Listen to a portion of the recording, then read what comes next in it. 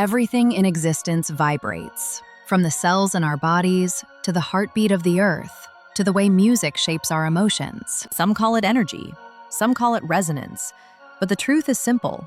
Frequency is the language of life. A frequency is nothing more than a vibration measured in hertz, cycles per second. But those tiny vibrations change everything. How we feel, how animals sense danger, how humans interpret sound, even how our bodies synchronize with our environment. Sound is not just sound. It's information. It's stimulation.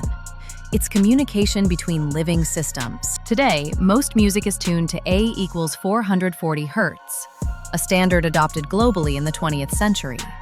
But it wasn't always this way. Throughout history, many cultures tuned closer to 432 Hertz, believed by some to be harmonious, relaxing, and aligned with natural resonance.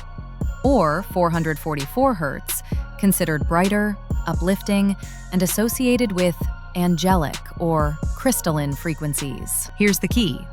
None of these tunings are wrong. They simply feel different. 432 Hertz tends to sound softer, warmer.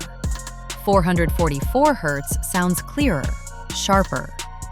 440 Hertz sits right in the middle, neutral, standardized. Human and animal nervous systems respond to these differences, not spiritually, but biologically.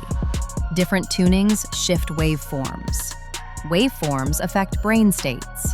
Brain states affect emotion, focus, calm, or stress. This is why music can heal, or agitate, relax, or energize. Here's where things get interesting.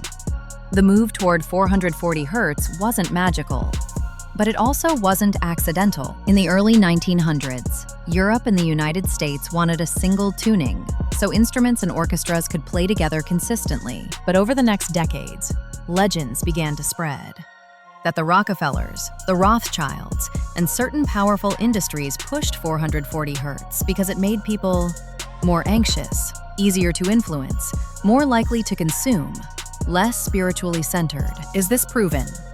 No. Is it widely believed? Absolutely. Why? Because 440 Hertz can feel more tense or direct compared to warmer tunings like 432. And during a time of war, propaganda, and industrial control, people looked for answers. The truth is this: there was powerful influence behind music, media, and messaging, not necessarily because of 440 Hertz, but because controlling information always controls perception. We know this much for certain. Sound vibrations influence heart rate. Frequencies affect brainwaves. Animals react instinctively to low-frequency threats. Humans respond emotionally to harmonic patterns.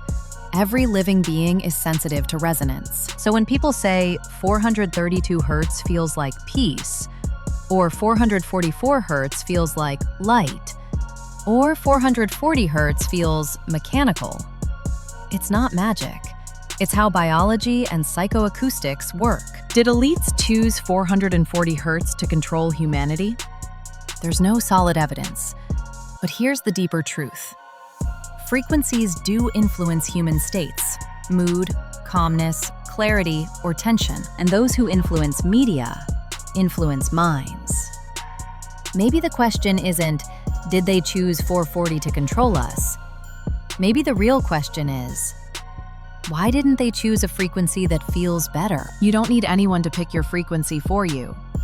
Try listening to music in 432, 440, and 444 Hertz. Feel the difference. Trust your body. Trust your intuition. Because in the end, frequency is not about control. It's about awareness, alignment, and choosing what resonates with your soul. Be well. Be better. Be heard. One love.